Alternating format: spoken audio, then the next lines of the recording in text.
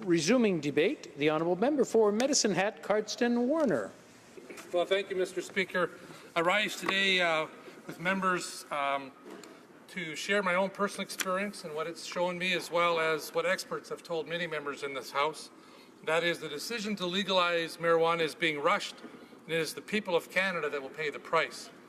I'd like to start at the onset and state that I do support efforts to decriminalize the possession of small amounts of marijuana, which would free up our courts, reduce law enforcement resources, and for those persons caught with minor possession offences, they would not receive a criminal record. Those minor offences can be dealt with by way of a Provincial Procedures Act ticket and a fine. However, legalizing marijuana is a move in the wrong direction, in my opinion. As I've said before, it is the top priority of members of this House, of elected officials everywhere, to place the safety and security of Canadians first. I expect nothing less of my colleagues on either side of the House. Instead of helping, this bill will place extra burden on provinces, municipalities, and police agencies. It potentially has the ability to allow organized crime to use legitimate licensing for trafficking. It puts the health and safety of Canadians at risk. It jeopardizes the development of our youth. It will increase mental health issues for those who are most at risk, and subsequently the demand for mental health services and on mental health services will be increased. Of course, in addition to these problems, we can add significant red tape and taxes, a theme for the current government as they make life more difficult for the middle class and those working hard to leave it. Mr. Speaker, I'd like to address a few of the public misconceptions about marijuana before I address the government's misaligned agenda.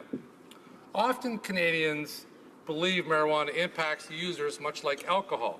However, in speaking with experts, we know that marijuana takes seconds to impact the brain. The user feels and exhibits the effects immediately. That means impairment can begin immediately after use, seconds after use. The peak effects are reached within 10 to 30 minutes. Marijuana users feel and exhibit the effects of marijuana for up to 2 to 3 hours, and they feel normal again after 3 to 6 hours. However, when that feeling ends, unlike alcohol, the impact of the drug continues. It can take up to 24 hours for the effects of marijuana to stop impacting critical functions, depending on the strength of the THC in the drug and the frequency of use. Now, you may ask, Mr. Speaker, what are those critical functions? Well, obviously, first of all, marijuana use is as dangerous as impairment is not recognized first by the user and others who are interacting with them. Marijuana use has a direct impact on the complex system of critical thinking skills and reflexes. It impairs perceptions like balance, motor coordination, reaction times, and it narrows the vision. It also delays decision-making. All of these things will have a broad-ranging negative impact on everyday life in Canada. I asked my constituents, Mr. Speaker, for feedback on this issue over the summer. The results were overwhelmingly opposed. 80% of my constituents surveyed opposed legalization. 73% said it is a threat to our public safety, and 75% said it would be an added cost to our taxpayers in the years to come. Listening to my constituents and the evidence of experts, I know that voting against this bill is the right thing to do. Many in my riding and across the country question the government's decision to rush the legislation forward, given that the Canadian Police Association and many others are urging patience and preparation.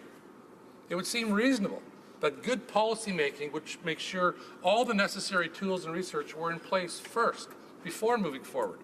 And yet, we hear loud and clear from the police and many others that they are just not ready. Police, provinces, and municipalities are just not ready.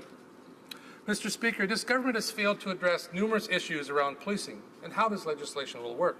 First, how officers can and will manage impaired drivers related to drugs such as marijuana. The chiefs of police have noted that 6,000 officers will require a 3-phase training program that can take up to 100 days to complete the 3-phase training. And yet there is not nearly enough time to complete all of that training before next July. We know today what the legal limits are and impacts of impaired driving related to alcohol, and there are clear guidelines and testing for that. However, we do not know and have any clear idea of the impact of marijuana. With a 24-hour potential period where impairment can exist, how will testing take place at roadside? There are limits.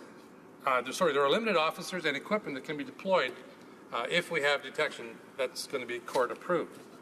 Now, what if a driver has consumed both alcohol and marijuana? As pointed out to me by experts, you may be able to pass a drug test and an alcohol test, but the two combined will mean significant impairment. In fact, smoking marijuana can mean a 28% increased impairment when combined with alcohol. And as pointed out by the Insurance Institute of Canada, there are disconnects between drug-impaired driving arrests and convictions. As a precedent, an Ontario man was recently acquitted twice of drug-impaired driving because the evidence was deemed inadmissible. So police need time and equipment to get ready for legalization. We need research to know what the limits should be and how the testing needs to be accomplished. The risks are real, Mr. Speaker. Thanks to stats from Mothers Against Drunk Driving, we know that there are more roadside fatalities due to drugs than alcohol in 2012, but convictions remain almost all alcohol related. Mr. Speaker, Canadians are left to wonder if insurance companies are ready for the challenges and are their customers ready for the increased fees. This new legislation or legalization will most certainly impact business, automotive, and private health care coverage. For drunk drivers, they face an immediate cancellation of their policy. We can guess the same may be true related to marijuana. But do users and insurers know about the 24-hour impact of this drug and the impairment impact?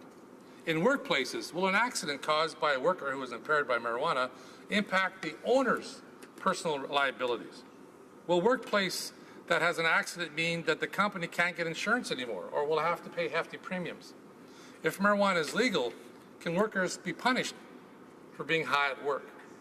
Has the government thought through these ramifications and potentially increased costs to Canadians?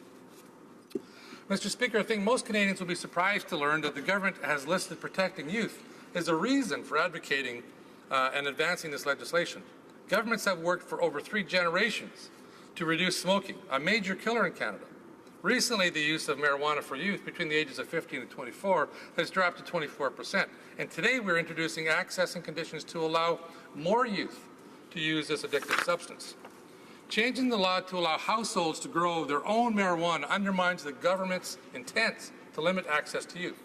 Putting plants in homes provides opportunity for easy use.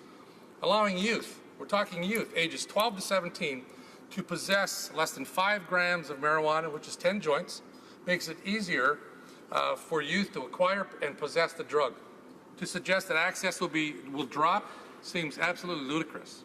Youth ages 12 to 17, possession should be 0, not up to 5 grams. Marijuana is addictive, and the use of marijuana is linked to increased psychotic illness in those who are vulnerable. By making it accessible and readily available to our youth, we are actually decreasing the possibility of success for our next generation. Can we learn nothing from today's dangerous opioid crisis? Teenagers are being hurt and killed by the illegal manufacturing and distribution of this substance. How does legalizing marijuana help our youth today? And finally, Mr. Speaker, I need to comment on the government's commitment to shift money away from organized crime by legalizing marijuana. Tackling organized crime does not involve making their activities legal and regulated. Legalizing gambling didn't eliminate the mafia in Nevada, and it didn't stop the Hells Angels in Canada from obtaining a permit to grow marijuana in Canada and then selling the marijuana illegally. These are not simple, small organizations. They are complex, multinational, and with extensive resources. To quote the government's own 2016 documents, as the experiences of other jurisdictions and of the regulation of alcohol and tobacco in Canada have shown, regulating a substance does not automatically remove it from illicit markets, as evidenced by importation and sales of contraband tobacco. Given the degree to which organized crime is currently involved in the marijuana market, they could continue to produce marijuana illicitly and may attempt to infiltrate the regulated industry. In conclusion, Mr. Speaker, the government has said it is embarking on this path to legalize marijuana to accomplish protecting our youth, reducing the burden on the justice system, and reducing the flow of organized crime and money. The testimony and evidence suggests this bill will fail to deliver on all of these objectives. The question remains, will this government listen to the many groups pointed to the clear problems? Will they listen to police, to their own officials? Will they listen to those in the communities saying that this is a bad idea? Mr. Speaker, it is rushing the process, and decision-making goes against the recommendations of police and medical professions, and it's our youth, our most vulnerable populations, that will pay the price because of this government's incompetence. Thank you, Mr. Speaker.